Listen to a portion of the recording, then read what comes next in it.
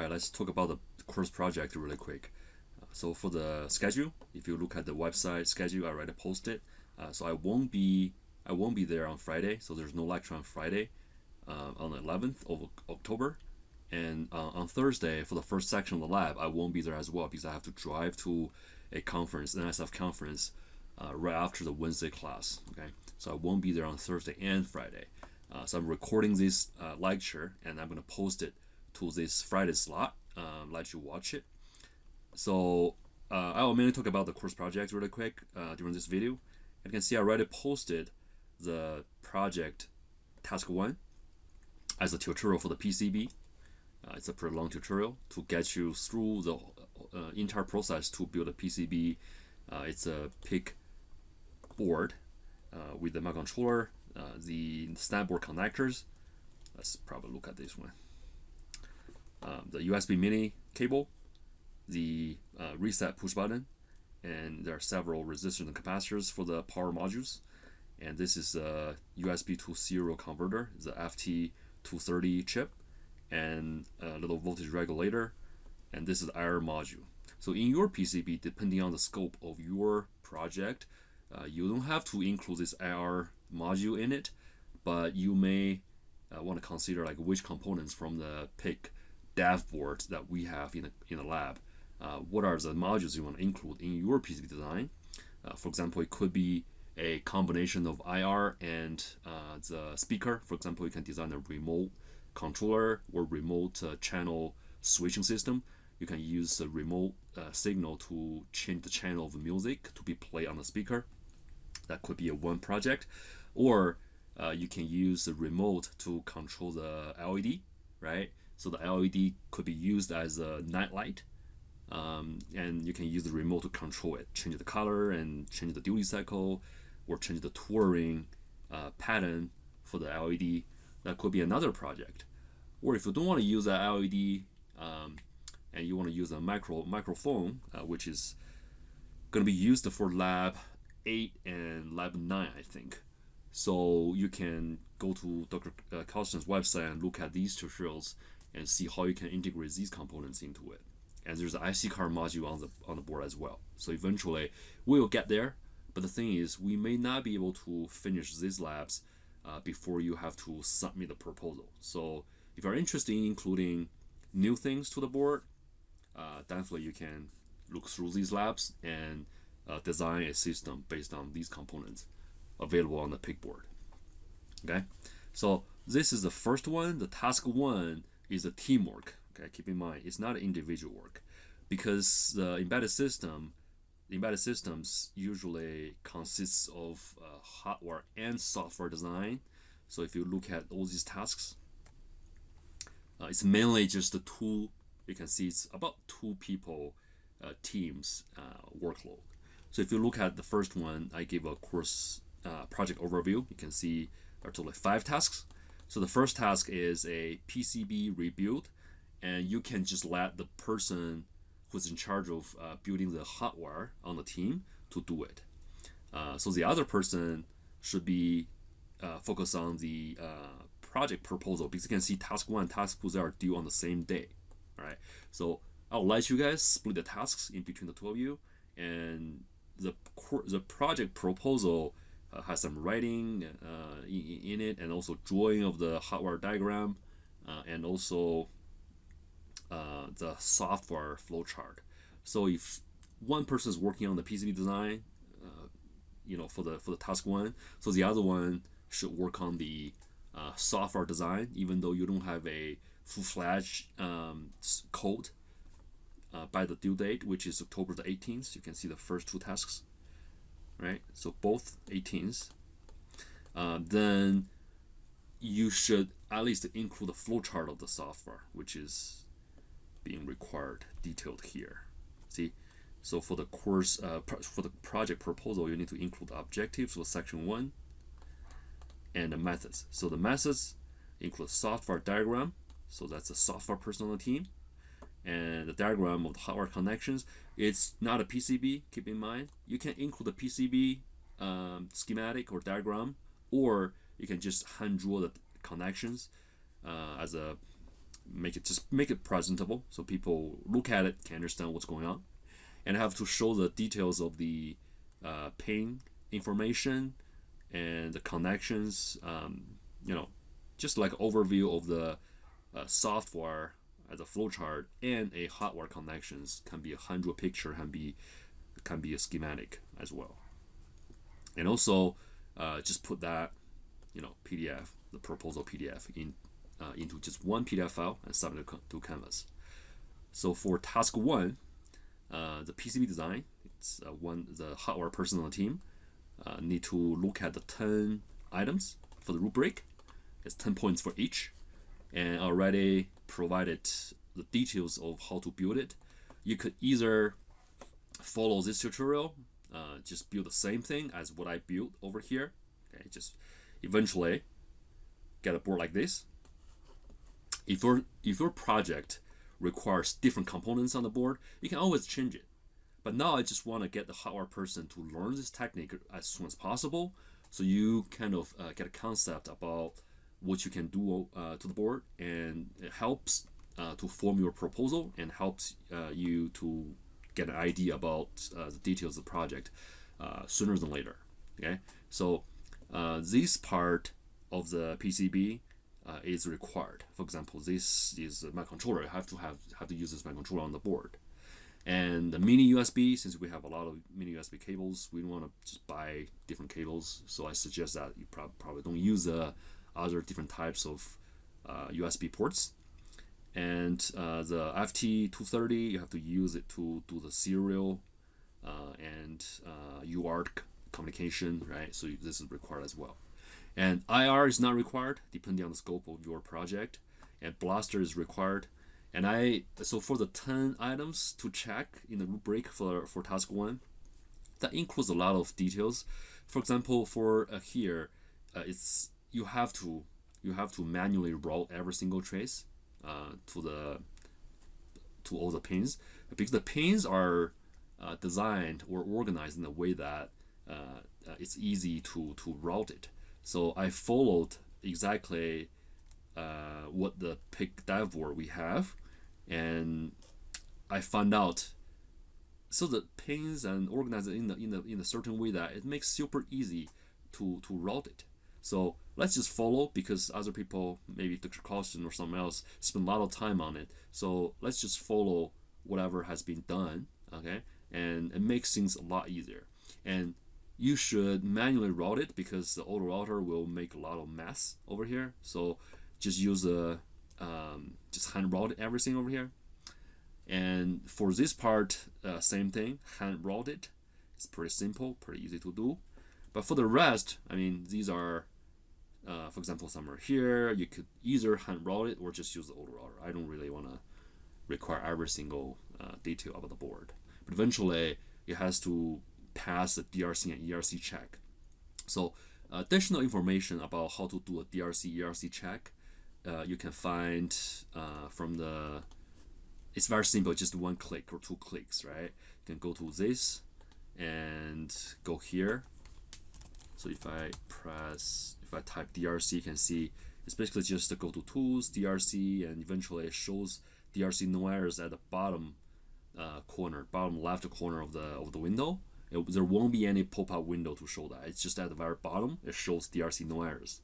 So you want to show this snapshot into your submission. Okay, just add one more page in your submission. I'm gonna, it's already in the rubric, so I don't have to really add anything to the file. Okay, it's already in. It's one of the items in the rubric, and so DRC ERC checks have to pass. Let me see what else. So here's the extra tutorials we can refer to, right? These ones. Oh, one more thing. So for Eagle, they discontinued Eagle PCB since 2020. So they integrated the Eagle PCB into Fusion 360. So the window surface is not changing. The interface is not changing. So if you know how to do Eagle, you transfer to Fusion 360. It should be very simple. Just different shapes, different look of the buttons. But other than that, it's pretty much the same software. So the only thing is, for now, right? If you are not using Fusion 360, we have to use some archived version of the Eagle PCB versions. So you can choose the 2020 version, right? By searching. So what I searched was just the legacy software versions of Eagle in Google, and it's gonna lead me to this. I'm gonna post this link to the tutorial as well, just for your convenience. And there's one thing you need to know. It's the first time you open up Eagle, so register account and telling them that you are a student, so you're getting a free version of it. And the first time you open it up, it shows an error. And I already put a link here to tell you how to get rid of the error, so you can use Eagle. So you can go to this link and solve that problem. Okay, very likely you will see that issue, and hopefully you can see this, watch this video, and get into this link and fix it. And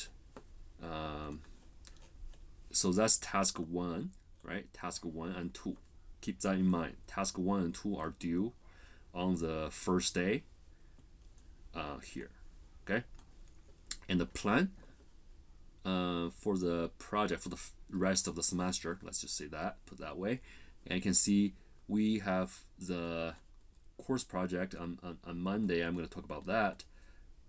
So if you are watching this one this day, we already did everything over here.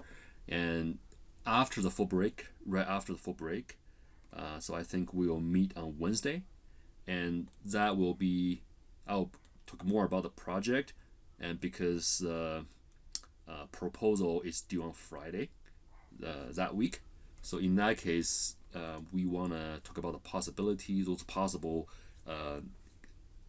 projects that you can do on the board, and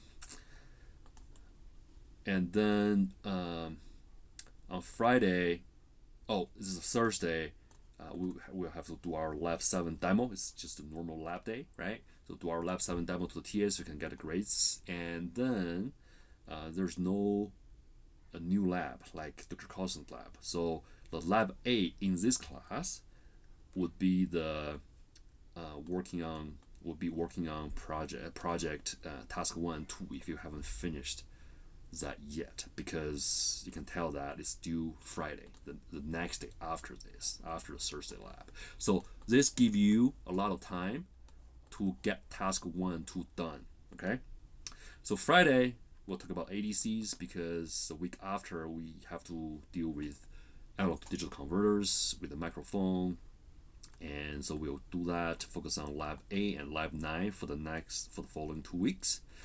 And so keep that in mind. This could be a little bit heavy load, because you have a project task 3 due.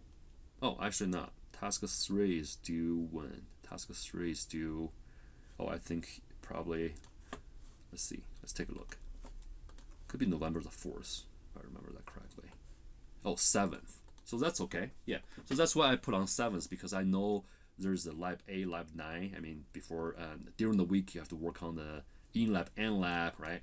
And just two labs within that 2 weeks. So you probably don't have too much time to work on it. But this gives you the time to think about what you really want to do with the project, right? Since you already by that time you already finished the PCB, and you have learned microphone and ADCs, so you can think about can you maybe integrate some ADC stuff in there as well to make it more look more fun. But it's all depending on you. If you just want to do IR and do the speaker, do the LED, the RGB lights, which is what we have learned already, which is totally fine. But these will give you more options to create a different project. And then we'll give several other lectures regarding the standard serial connection protocols, and introduce some sensors, interfaces, and the Gerber file and the code. I mean, the code you want to use for the project and the PCB Gerber files. These are due on this date. Okay, so the reason I pick up this day is because on the 9th, so you have to demonstrate the Lab 9, which is the last lab we have in this class, right? Keep that in mind. And after the demonstration, you should move forward with your course project as soon as possible, because this task 3 is due that day, the midnight, okay, of Thursday. So the Thursday 3-hour lab will give you a lot of time to get things wrapped up. And then after that, we'll cover more, and I will give you it's almost a week. Okay, it's almost a week to work on the course project. Okay, so the focus of this week will be the demonstration on the PIC dev board, the board you have. Okay, so you have to demonstrate that the code and idea that it works on the dev board first. Okay, so we have the entire Thursday, okay, the Thursday, to let you work on it, and we have these 2 days as well to let you work on it. And I believe I don't want to insert anything here, so you can take the opportunity to assemble the board, because if we submit that PCB Gerber files, the fabrication files, on 7th, usually takes a week or so. So we should be able to receive everything by here, right? So starting from the week 14, you will have 2 days, and hopefully you'll have some time here as well, depending on the time. I probably will let them ship it faster or fabricate it faster, so make sure that we can receive everything on this day. So you'll have 1, 2, 3, almost 3 hours to do the soldering and testing, right? And on Thursday that week will be a presentation. So the TAs will grade every single section's presentation. I think I will be there for all the sections as well. Just want to see what has been done. And the final presentation takes about, let's see the weights. So task 1 20%, task 2 20%, task 3 20%. So it's, oh, I think yeah, there's a mismatch. So I'm gonna fix it over here. So actually the weights are 15% for task 1, 15% for task 2, 15% for task 3, and 15% for task 4 as well. So totally 60% for the first 4 tasks, and 40% for the final presentation, which include the 20 points for the quality of the slide presentation, and 20 points for the PIC dev board demonstration. So which is the demonstration of the PIC board over here. If you cannot get the PCB done, I will actually give you the opportunity to do the demo here again if it was successful, and give you the credits on that. All right. And there's a third one, which is a PCB demonstration, which takes 60 points for the 40% here. So it's actually 60% of the 40%, which is about you can count it. It's about 24%, right? 24% for the overall task. So the PCB, the final product, takes about 24% of the entire grade of the project. All right, but you still have a lot of opportunity to get the credits by following task 1, 2, 3, 4, and part of 5 as well. So don't worry too much about it. Okay, so that's pretty much everything for the plan for the rest of the semester, and just make sure that you submit everything on time and show up during all these soldering time slots, because I'm not giving lectures. I don't want you just to work on something else. So during that time, just take the chance to solder the board, test the board, get help from me, from your peers. Let's make this successful.